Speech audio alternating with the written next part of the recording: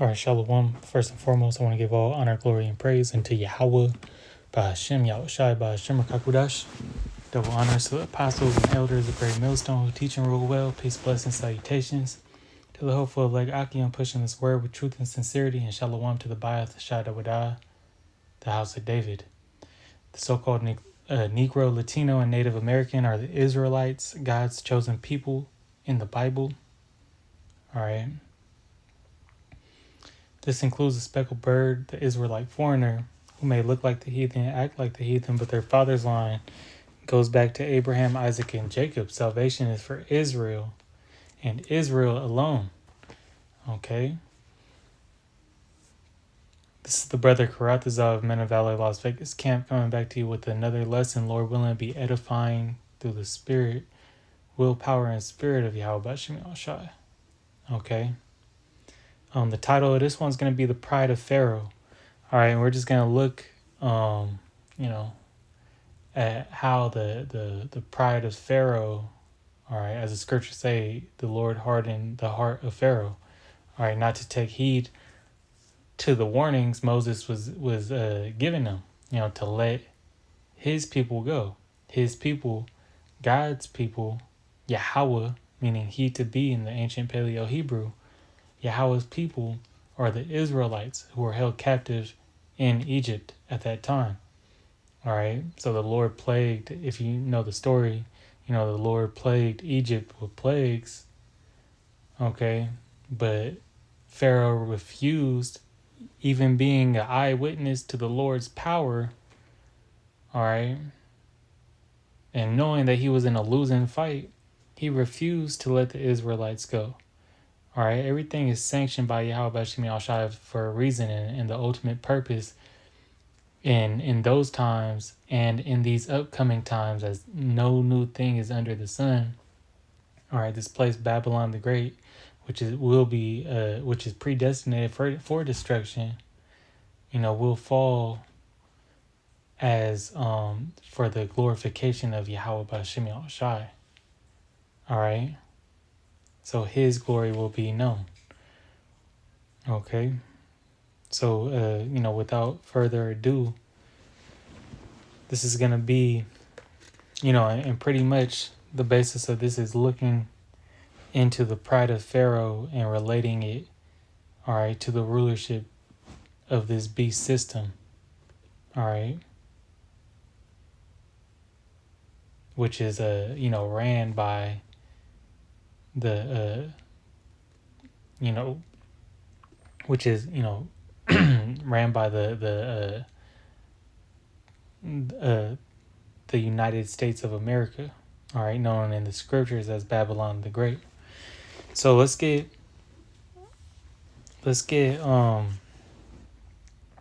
Proverbs, the 16th chapter and the 18th verse. And it says, pride goeth before destruction, and a haughty spirit before a fall. Yes, pride is what brings the downfall of a vessel.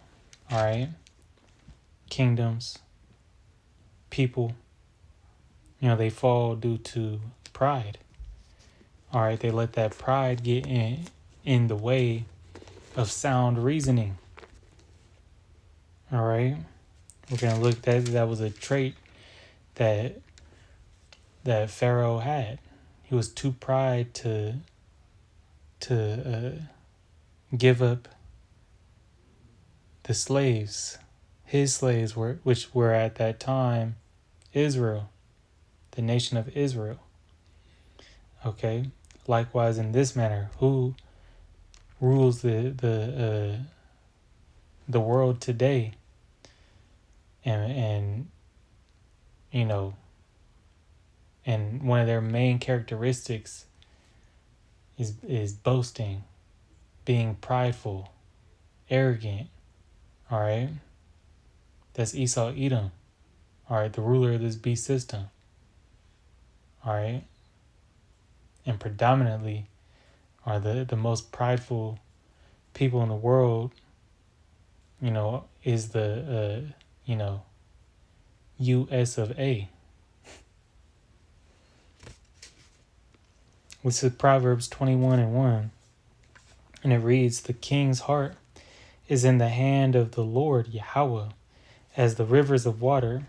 He turneth it whithersoever he will." Okay, the Most High instills direction in a man. All right, but he controls the leaders of the world. He sets the kings up to be who they are. He sets he makes these government officials enforce the laws that they enforce, create laws that they put out. He has these generals in the military. He tells them. He gives them the direction first and foremost. It's not nothing on their own will. Hey, as the scriptures say in the book of Job, the deceived and the deceiver are both his. Okay. So continuing on, it's going to be the book of Sirach. Right? The book of Ecclesiasticus, also known as Sirach, the 10th chapter and the 2nd verse. "An unwise king destroyeth his people, but the prudence of them which are in authority, the city shall be inhabited." Okay. An unwise king destroyeth his people. If you look at what Pharaoh did, okay, Ramses, what did he do?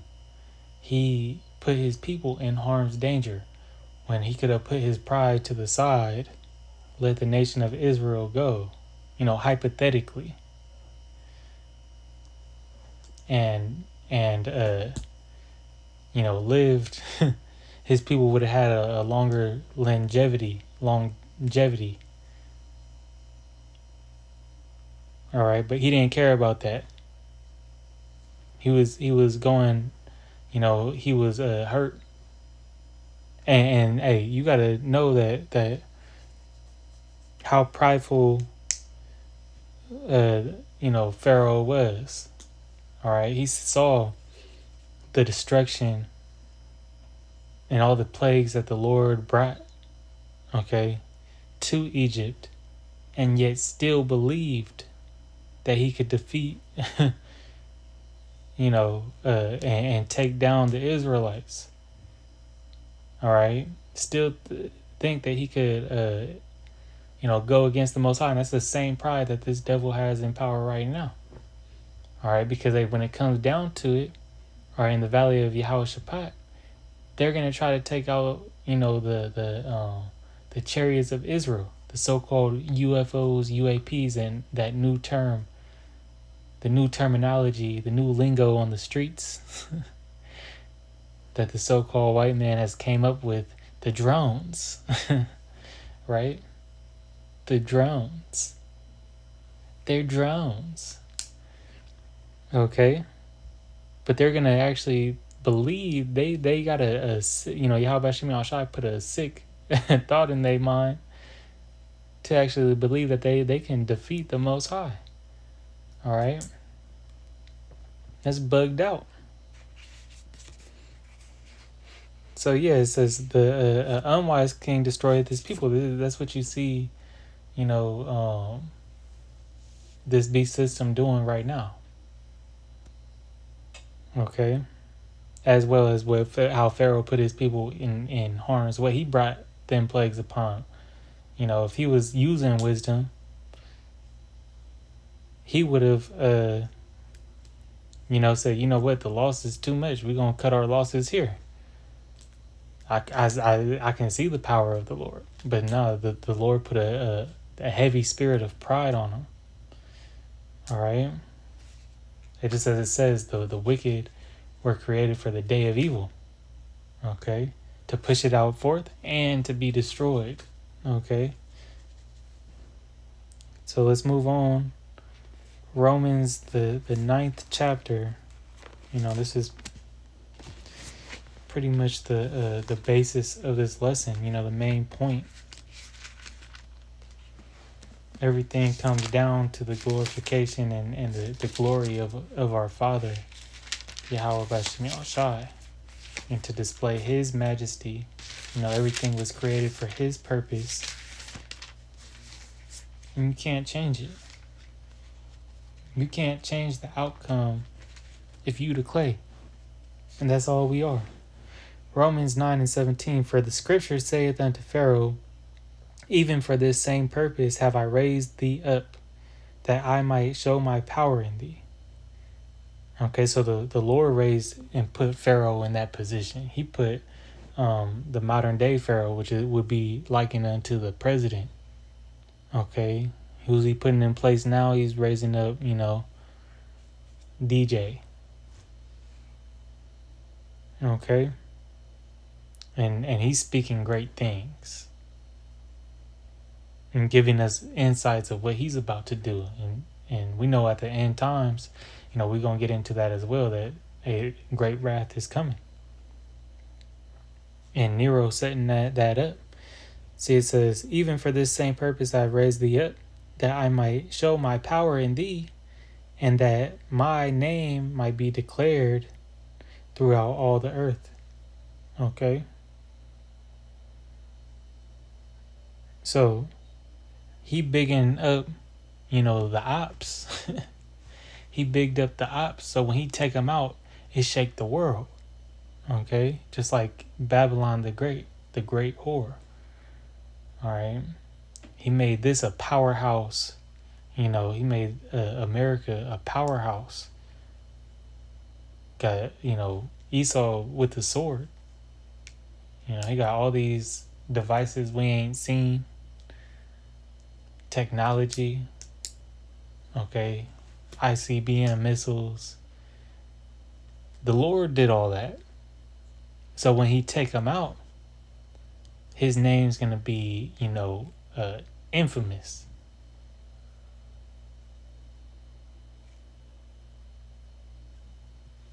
Renowned. Doesn't it say that? Let's go here in the book of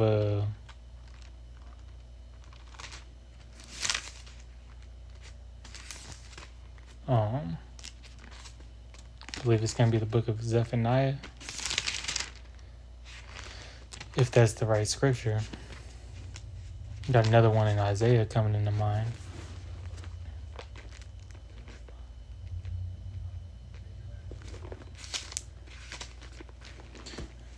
Book of Zephaniah. So give me 1 second.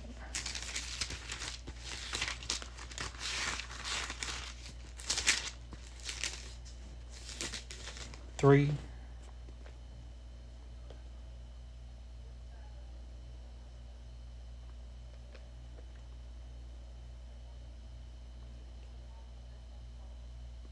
And 8 through 9.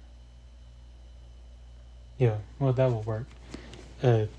Zephaniah 3 and 9. For then I will turn to the people a pure language, and that they may all call upon the name of Yahweh to serve him with one consent. Hey, why do you think they're going to serve him? Because in the previous verse it says that his determination is to gather the nations and destroy them in the fire of his jealousy. So he's going to display that power. Okay, and they're going to be, as it says, they shall be willing in the day of power. Okay. He got, major things. He's going to show major things where, as the scriptures say, every knee shall bow, or every head shall bow and every knee shall bend. Okay, so nobody's going to want to, mess with Yahweh Bashim Shai. You know what I mean? It's good.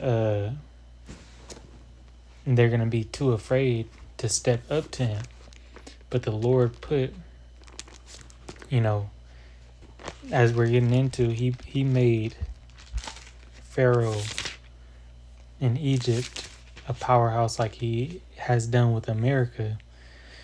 And we know this place is spiritually Egypt and Sodom. Okay, so you could tie the two together. Isaiah 31:1, it says, "Woe to them that go down to Egypt for help, and stay on horses, and trust in chariots, because they are many, and in horsemen, because they are very strong.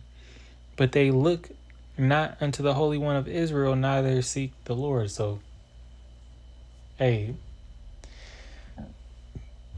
the weaponry that America has, the weaponry that Pharaoh had back in the day, all right, had people believing on that particular system. And people today believe on this system, that this is their salvation.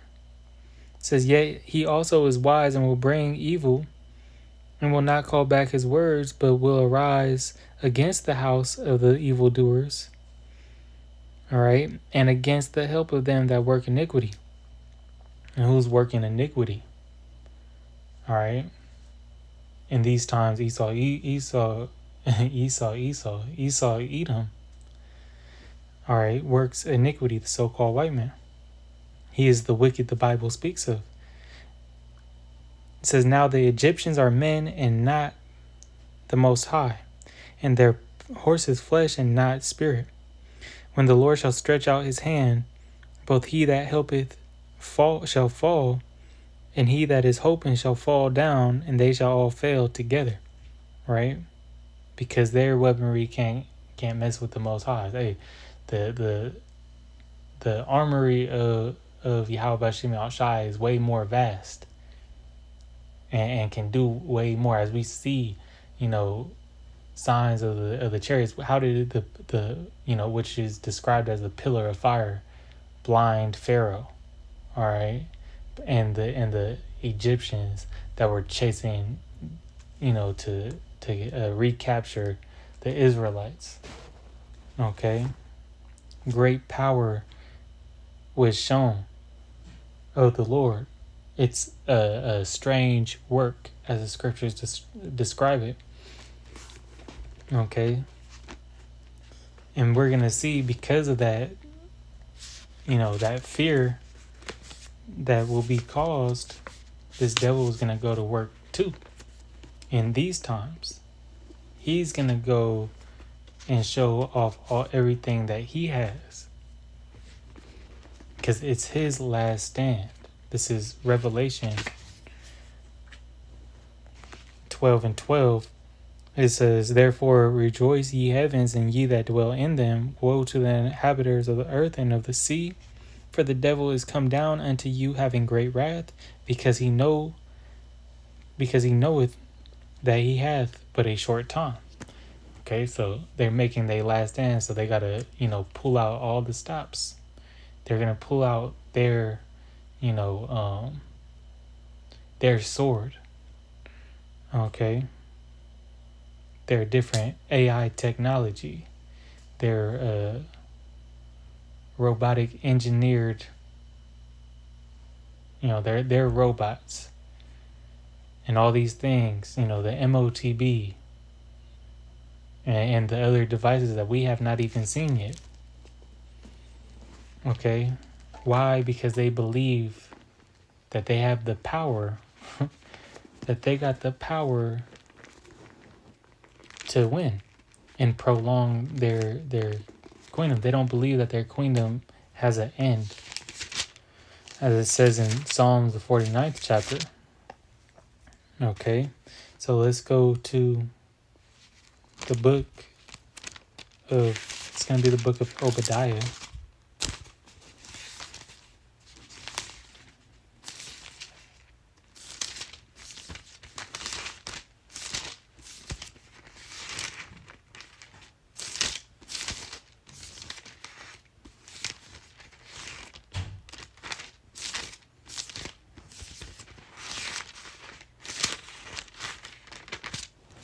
Fuck yeah.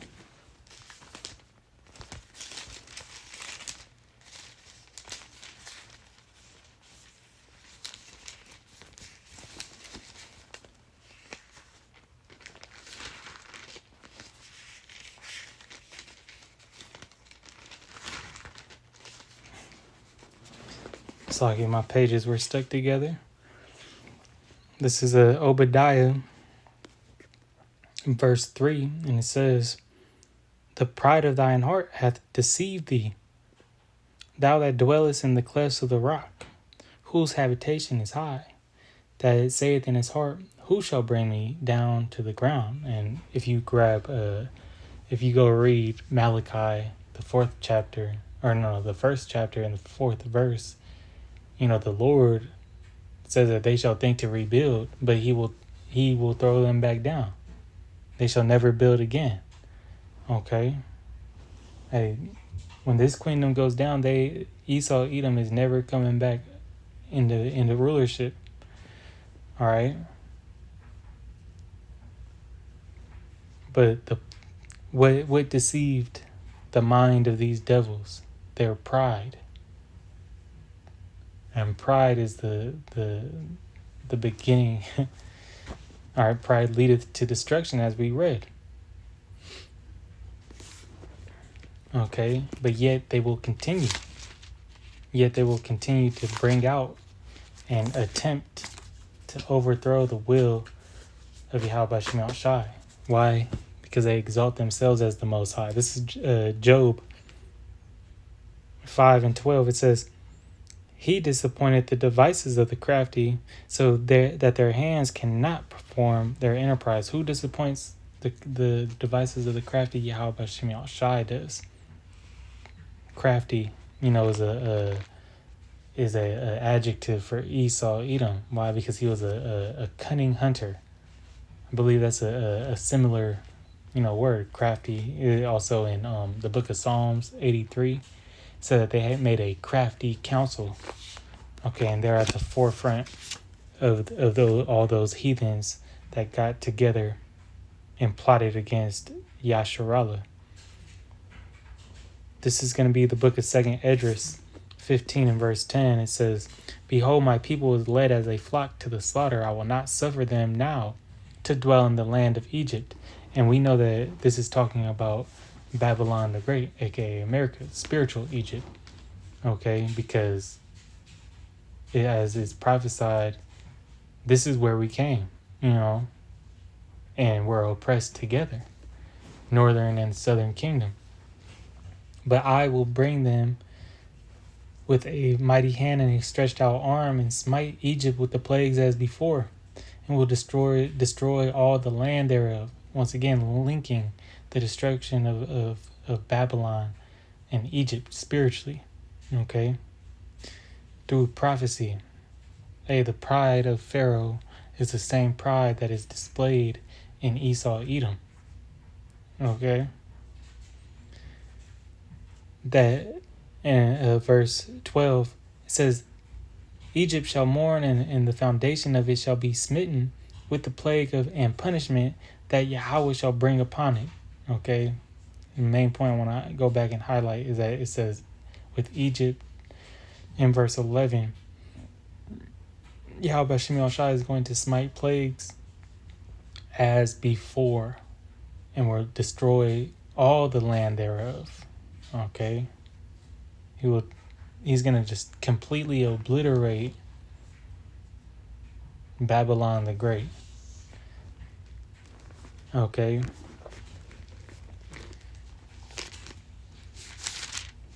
And it's going to be on a whole nother scale. This deliverance will be on a whole nother scale. Because this is going to solidify that everlasting dynasty as talked about in Daniel, the 7th chapter, around the 25th verse, if not the 25th verse, if I am not correct. This is Jeremiah 16 and 14. "Therefore, behold, the days come, saith Yahweh, that it shall no more be said, The Lord liveth, that brought up the children of Israel out of the land of Egypt. But the Lord liveth, that brought up the children of Israel from the land of the north." That land of the north is America. And this is a prophecy of this deliverance. "And from all the lands whither he had driven them, and I will bring them again into their land, and I will give that I gave unto their fathers. He's going to place us back into Israel. All right, our true homeland. All right, which was formerly before Israel, known as the land of Canaan.